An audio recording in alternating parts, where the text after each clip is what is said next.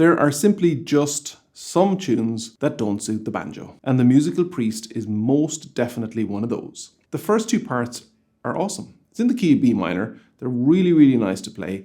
And then we get to the dreaded third part. And some tunes are just really awkward to get the fingering for the high B. This is one of them, and I'm going to show you a number of ways to play the tune without having to do the crazy stretch. Here's the third part if we were to play it, and I'm going to do it slow so that you can actually see what's happening. But the third part sounds like this. This is the way that I would know the tune and the notation of the tune.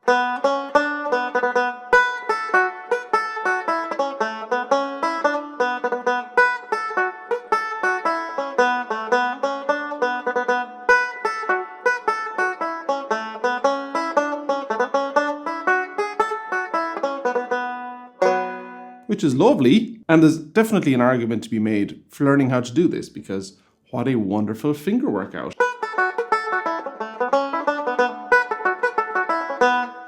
You will absolutely see results if you do decide to spend the time learning how to do it like that. But for me, that's very awkward. It's still very awkward.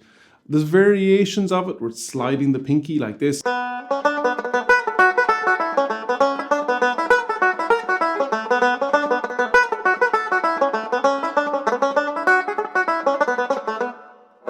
But I'm still playing it at a pretty reasonably slow pace.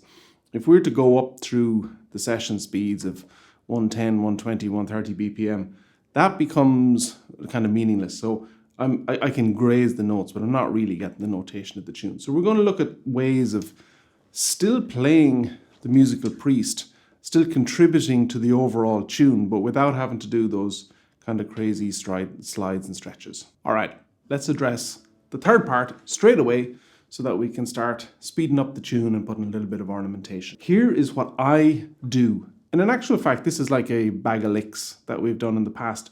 There are various ways of slightly adjusting the melody of the third part so that you're contributing to the tune without straying too far away from it, but without the possibility of making a complete horlicks of it by trying to do the high B and messing that up. That'll be my journey. So here's what I do.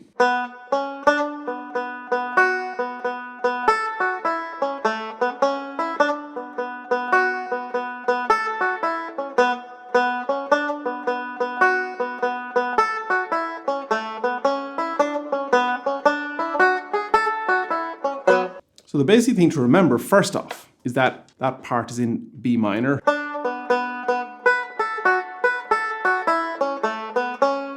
So it's largely going to mean sticking to the B minor chord in the B minor shape. Or D major, which is basically the same. So anything that's got a B, an F sharp, maybe a high A because that's on that way down, or a D. So those are the notes that you're going to work with. So what we're doing is we're changing the tune, keeping the rhythm so that we can contribute to the playing of the tune without having to mess it up by trying to jump up and do crazy slides and stretches. So here are my ideas on what this can sound like.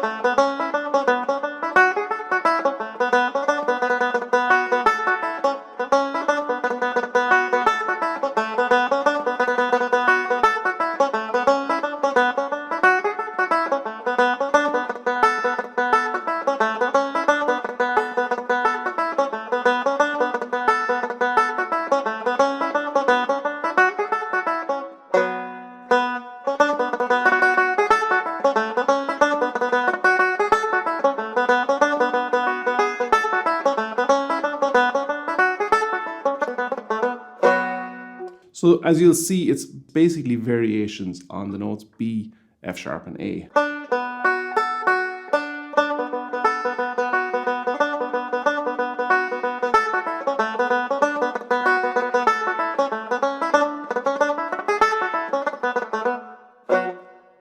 in essence, it's very simple, but you mightn't have thought of it. So play around with that. You're possibly going to come up with your own one, and maybe an even better one.